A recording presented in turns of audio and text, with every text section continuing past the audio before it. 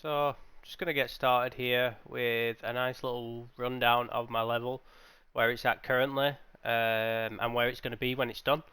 Um, the majority, 90% of the level's complete. There's just one section at the end that needs finishing off, but I thought I'd put together this little video walkthrough just so you can see where I'm at before I get into doing the design document, which I'll be doing next. So, the level takes place on a sinking ship. I've based it on the Uncharted style of gameplay. It's something that could slot in quite easily into the franchise and just fit into the games nicely. The ship's sinking from the engine room, so it's gradually, as you progress through the level, the design changes, so it starts to rotate on a 60-degree angle. So it's quite subtle in the first room, you notice it. It's on a 20-degree angle, but as you get further throughout the level and the ship starts to more rapidly sink, you start to notice the incline a lot more. So the player would start in the engine room, which you can see in front of you. It'll have a short sequence where they have to swim through some debris and pass through into here. This represents a torpedo that's been shot into the side of the ship to explain why there's water flooding and pouring in everywhere. So you'd swim down this corridor. Sorry, I dropped the speed quite a bit just because it zips around a bit too fast if I have it a little bit higher. So as you can see here, this is not camera tricks, it's built on a 20-degree angle. So it's offset just slightly, and it gives that nice feeling of that the ship's actually starting to tilt. You're hit with your first, once the player leaves this section, they're hit with their first element, their first challenge, and the first bit of gameplay. So as you can see, this corridor is completely blocked off. We want to try and find a way to get into this area. So looking at the room and our options to the left, we have this little area here, which has this electrical wire hanging down from.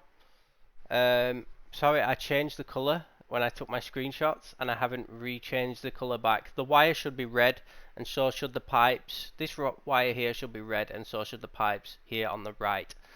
This electrical wire, obviously, stood in water. You can't get into there, otherwise you will die. So you want to try and find a way to get into this room, because as you can see, there's a ceiling hatch that's loose, and there's a possible way to get around this obstacle through that room. So we want to try and find a way into that room. Now, to the right, we have another door, our other option, and how we want to progress. So we can see this lever here. This has access to these pipes, so you can imagine these pipes are going to be shooting out hot steam. So you're not going to be able to pass through it. You're going to try and go towards it, and it's just going to push you back. So you're going to have to turn the valve to shut off the steam, which will then grant you access to this room. Once in here, you've got this destroyed control room, and bingo, we have a power source. To get into this room, we want to turn the power off, so then that electric isn't going to electrocute us. So we're going to turn that off there, and then that's going to grant us access into this room. I'm just going to bump my speed a tiny bit just so I can, there we go. Once we're in this room, now we can get into this elevator shaft and progress. You've got these nice windows on either side just showcasing, so we can see, we can get through. We can see our main objective, line of sight. So we're going to push up into these vents, dead end on that side. So we're going to follow the curve, come down here, and we get to this point. Straight ahead we can see another vent, but there's a fire in it, so our chances of getting in there, not great. Again, we've learned from this power before that you can turn things on and off. So looking to the left, the player will be in a crouch state at this point, come from a crawling state. We can see these red pipes. Now these red pipes, again, shooting hot steam out. So we want to find a way to get past them, so we're going to turn that off, and that will deactivate the pipes. Again, just to reinforce, below is the doorway that we originally saw. So we found a different path, and we've worked our way around using verticality. So now we're going to crawl under these pipes, and we could have, like, when you're crawling, you could imagine looking down and seeing stuff blowing up or people running. You can imagine that you could do quite a lot with that sort of thing. We're going to hit this ladder at the end, and that's going to pop us up into an elevator shaft. Now the elevator shaft is a nice way to get some of that scalability in, which Uncharted does really well. Like you can imagine, for example, the train sequence, how you have to scale and then you have to move in and out from Uncharted 2. So this is just it's relatively simple. You would use the wire to climb onto this point, and then inside the elevator, I noticed some elevators have these little like trestles. So I've created that, put some of them in that can make a ladder for the player. So once the player pushes up to this point, we've got some fallen debris here, and it's trapped. So we're going to walk, balance along it, and we can jump to the ladder. Now we turn the power off, so the elevator is stationary. It's stuck. So we're going to crawl around. It's a little bit hard to see, but yes, there is space to get past it. So we're going to get to the top of the elevator. Now, when the player gets on the elevator, we're going to start automatically, my brain would want to investigate this. So as the player starts heading towards it, what's going to happen is the wires are going to start to snap on the ceiling. Now these two will snap first and this one final. Now the player will be hit with either like a quick time event or just an action sequence of gameplay telling them to jump. And they're going to grab onto this last wire before this elevator crashes down. Obviously because it will snap from the roof. So you can imagine the player will hold on and the elevator will fall, smash, explosion. Very Uncharted, very cinematic. And then from here, the player can use this elevator wire to swing and land on the platform, which is the elevator door. From this point, the player is into the next part of the level. As you can tell, this is at a 30-degree angle. The first section that I showed you was 20. This is 30. Now heading into this, we go a little bit more extreme. It starts to tilt to a 40-degree angle, so adding again that sense of sinking. So now we push into the kitchen, and straight away we're going to be hit with our main enemy, who's stationary in the middle here. Now, the way I see it, it could be like a chase sequence. So you've been trying to get to this guy, and he spots you, and he's like, "Oh!" and then he wants to get rid of you.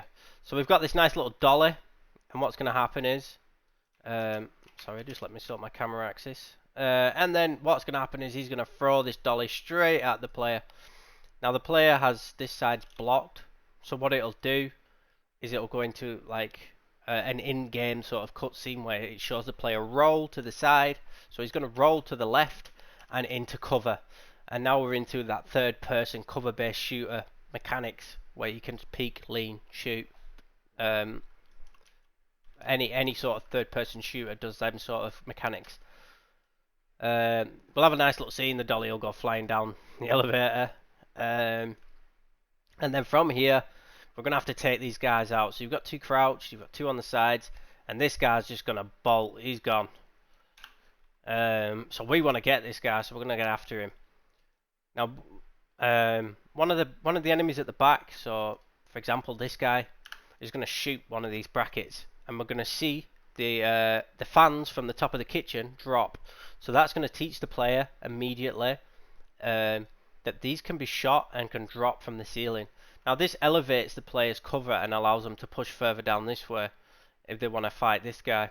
And the way I see it is, I don't know if you've ever played it, there's an old game called John Woo's Stranglehold, where they have a lot of like cinematic stylized kills, so you can take people out using the environment. You can drop signs on people, and I thought that'd be really cool to implement into this. So what I've done is, in a lot of kitchens, they have like railings that hang stuff on, spoons, knives. So I've made this railing of knives, and if you shoot the two back hinges, the platform will swing. I don't know why I'm doing it with my hands, I can show you. It'll swing like this once it's dropped, and it'll take out that guard. So you've got that cool cinematic, and you can imagine that being like a trophy, like an achievement for the level. Kill someone in the kitchen using the environment. And that could just be like a cool little thing to add. So that's the gist of that. Once you clear this area, you're going to want to push after that guy you saw before.